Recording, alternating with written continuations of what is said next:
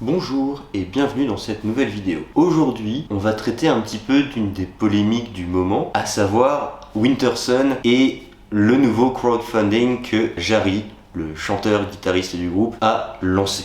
Alors, je récapitule un petit peu quelques informations, puisque c'est quand même une histoire qui tire en longueur depuis une dizaine d'années. Winterson, c'est un groupe de death mélodique finlandais, que personnellement j'aime beaucoup, avec le premier album sorti en 2004 et Time One en 2012. J'ai passé de superbes années, j'adore ces deux albums, j'ai moins aimé The Forest Seasons qui est sorti en 2017. Tu peux me dire que je l'ai pas aimé du tout, mais bon, ça me regarde que moi. En tout cas, tout ça pour dire que Winterson est un groupe que j'apprécie particulièrement, qui a pas mal bercé mon adolescence, et je suis pas venu là pour trasher la musique en tout cas. Et je suis même pas venu là pour trasher les crowdfunding non plus.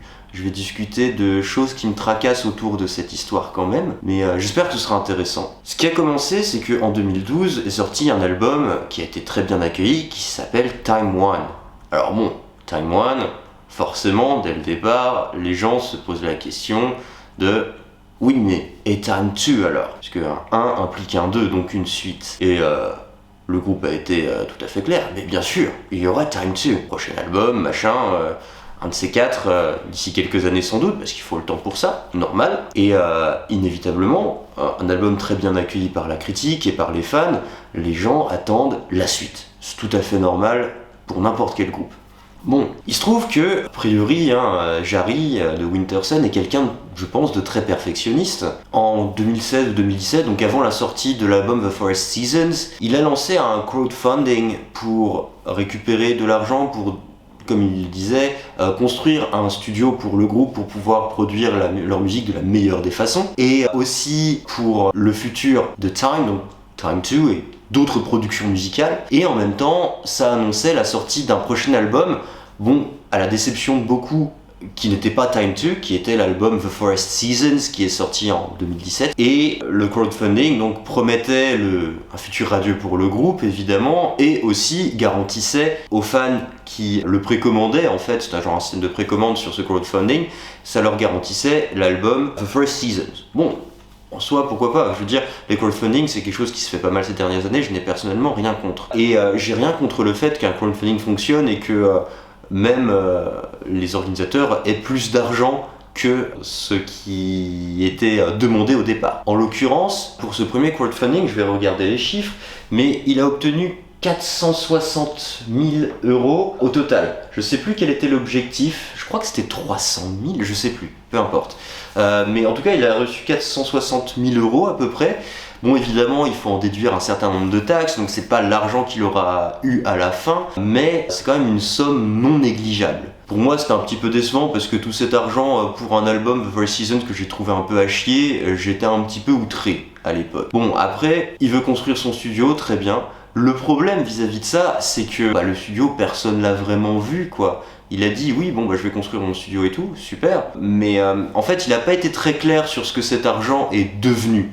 Et je pense que c'est ça, parmi tant d'autres choses, qui pose des questions, et pas sa production musicale. Il a des fans qui aiment sa musique, moi le premier, et c'est très bien, mais tout cet argent qu'il a récolté, on sait pas forcément ce qu'il est devenu en bonne et due forme. C'est que très récemment que Jarry a dit que oui, on a construit un studio, qui est a priori pas à la hauteur de ce qu'il voulait, bon, encore le perfectionnisme qui rentre, j'imagine, mais en tout cas, ce qu'il y a de sûr, c'est qu'on n'avait pas encore de Time 2, et Time 2 a été annoncé maintenant, il va sortir cette année dans le courant de l'été, et au début du mois de mars, il a lancé un nouveau crowdfunding pour Time 2. Alors, qui n'est pas un crowdfunding pour, on va dire, la production de l'album en lui-même, puisque l'album il est fini et il va sortir chez Nuclear Blast l'été, mais c'est un truc qu'il a appelé The Time 2 Package. Il utilise un peu le même genre de terminologie que sur le premier crowdfunding, pour en fait que les gens achètent l'album sous format digital, en l'occurrence avec un certain nombre de bonus digitaux, que ce soit différentes illustrations et cover artworks de l'album. Il y a aussi une version digitale remasterisée de The Forest Seasons, et il y a, genre 5 heures de démos, certaines qui datent des années 90, 5 heures de démos de Winterson. Bon, personne ne sait si ces démos sont bien, ça se trouve elles sonnent comme un grippin, mais bon, voilà. Il y a certainement des gens que ça peut intéresser, il y a des fans. Moi le premier, fan hardcore de certains groupes, je suis intéressé pour voir des vieilleries, des démos, même s'ils sont pas terribles, mais juste au moins par curiosité, quoi. Donc je peux comprendre. Ce qui me gêne, alors, Je vais revenir sur les chiffres. Là, l'objectif, c'était 100 000 euros. Alors, à l'heure où je tourne cette vidéo, ça fait que 5 jours que le crowdfunding a été lancé. Et il en reste encore 25 jours, puisque c'est censé durer un mois. L'objectif de 100 000 a été pulvérisé. Là, à l'heure actuelle, il y a presque 230 000 euros qui ont été récoltés. Bon, en soi, c'est très bien. Je veux dire, le crowdfunding est complété, il a l'argent qu'il veut pour son truc. Super. Ça marche. Il y a des gens qui veulent payer pour... ceux que ça regarde, très bien. Il y a en soi pas grand chose à redire là-dessus. Ce qu'on peut quand même redire, c'est que sur ces deux crowdfunding, si on additionne, il a presque récolté 700 000 euros. C'est beaucoup. Allez, on va déduire les taxes, je sais pas exactement combien, mais sur ces 700 000, on va dire, on va en enlever 200 000. Ça vise quand même suffisamment large, mais il reste quand même 500 000. Et est-ce que vous réalisez ce que c'est, 500 000 euros quand même? C'est grossièrement 31 fois le salaire annuel de quelqu'un au SMIC. Donc genre, c'est 31 ans de salaire pour quelqu'un au SMIC. Enfin, c'est énorme. Alors, moi, je gagne un peu plus que ça avec mon taf, mais c'est quand même, genre, je crois, 21 ou 22 ans de mon salaire. Enfin, pour moi, ça dépasse l'entendement. Et je veux bien qu'il n'ait pas réussi à construire ce qu'il voulait, qu'il n'ait pas réussi à faire ce qu'il voulait, mais il y a quand même beaucoup de baratin dans sa façon de parler de ses crowdfunding et de sa musique, même si je peux bien aimer la musique, et une façon de présenter la chose de façon hyper grandiloquente, mais j'ai le sentiment qu'on se moque un petit peu du monde. Mais voilà, encore une fois, plus de 30 ans de salaire pour quelqu'un au SMIC, c'est démentiel. Et est-ce que c'est ça qu'on veut ? Parce qu'il n'a pas été très très clair sur ce que cet argent devenait. Alors peut-être qu'il s'est construit un studio dans un appartement dans lequel il vit aussi, j'en sais rien.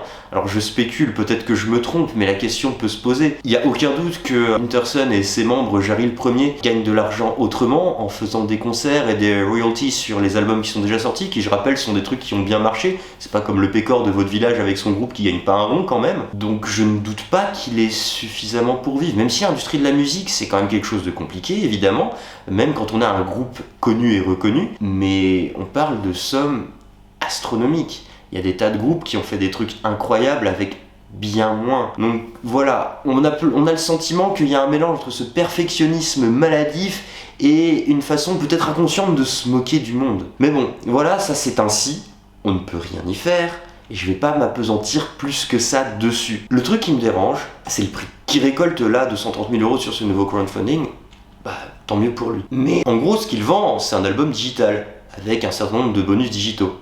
Alors bon, comme vous pouvez le voir derrière moi, la musique digitale, j'en consomme a priori pas tant que ça, puisque j'ai plein de CD et de vinyles. J'ai rien contre la musique digitale, je préfère personnellement le format physique, mais du point de vue de l'industrie de la musique, je veux dire, c'est comme ça que ça fonctionne majoritairement aujourd'hui, et que de la musique sortant digitale, bah c'est normal.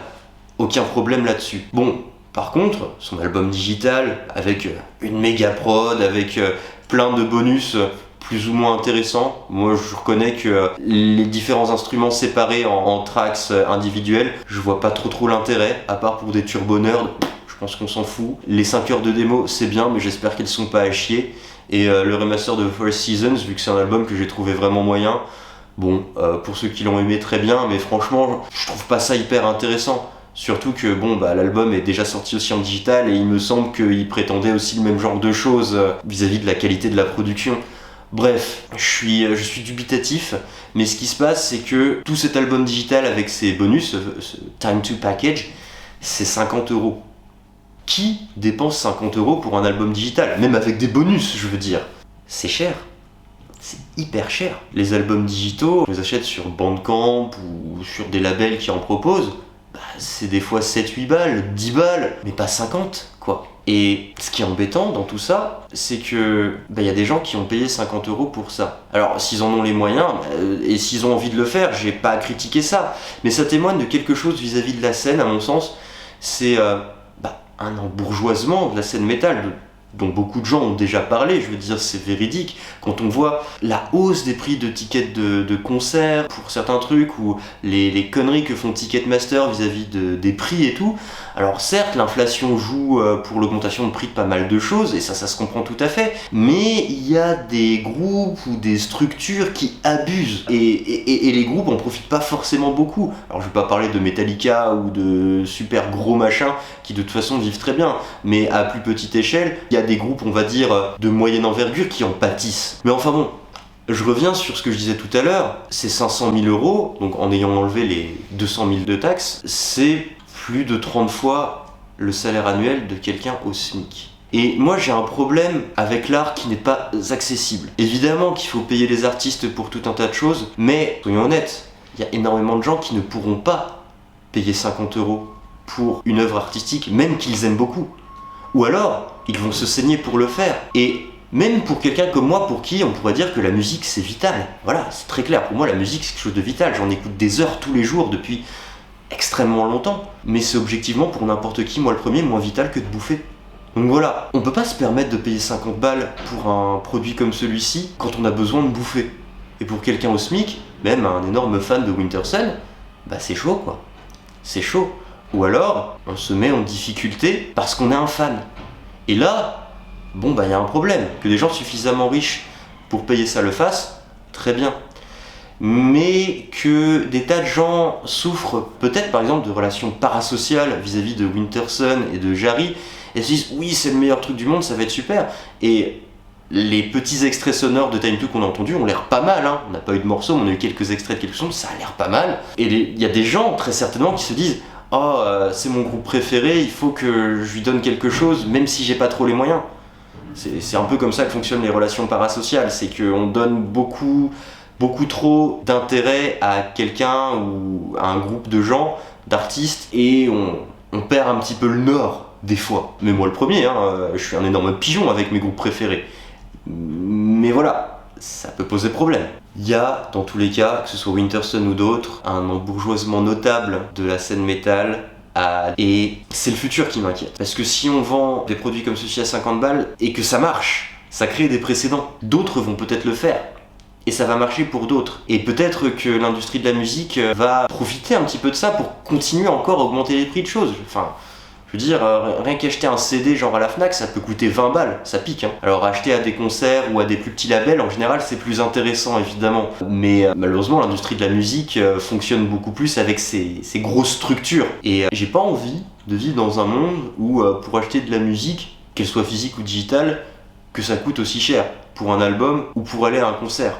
Ça m'est déjà arrivé à de très rares reprises de payer 70 balles pour un concert, même d'un groupe que j'aime beaucoup, ça fait mal. Voilà, le concert le plus cher que j'ai payé de ma vie, c'était 110 €. Alors c'était pas du tout pour un concert de métal, mais ça fait mal. Ça fait extrêmement mal. Et moi le premier, je pouvais objectivement pas plus que ça me le permettre, comme des tas de gens. Mais je l'ai fait parce que je suis un énorme fan et que j'en rêvais. Et bah, je trouve qu'on profite un petit peu du rêve des gens pour leur extorquer des thunes, quoi. Bref, ça me gêne.